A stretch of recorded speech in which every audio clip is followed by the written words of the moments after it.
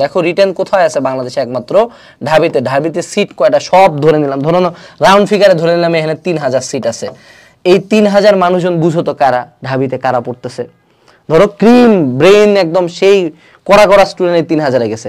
তো চবি আছে না, জাবি আছে না, জগন্নাথও বের হয়েছে এবার, তারপরে হইলো গিয়ে রাবি আছে না, গুচ্ছ আছে না, কৃষি আছে না, আরো 6-7টা অপশন বাকি আছে।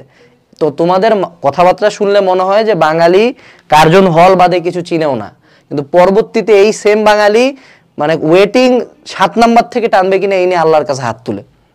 তো ঝামেলা হলো যে ভাই রিটেন নিয়ে এত অবসেশন হওয়ার দরকার নেই। তো রিটেনের জন্য সিম্পলি একটা বই পড়লেই যে কই গেল, বই কই, বই তো নাই। আচ্ছা আমি মুখে বলে দেই, একটা বই আছে দেখবা রিটেন মেগা বুক, এই ডেসক্রিপশনের লিঙ্ক দিয়ে দিব না, হ্যাঁ রিটেন মেগা বুক, এ একটা বই পড়বা, ডান। রিটেন নিয়ে এত পাগল হওয়ার দরকার নেই, কারণ একটা ভার্সিটিতে আসবে, ওইটাতে তোমার চান্স পাওয়ার সম্ভাবনা সবচেয়ে কম, ঠিক আছে? তো ওই একটা নিয়ে পাগল হওয়া যাবে না, সাবধান।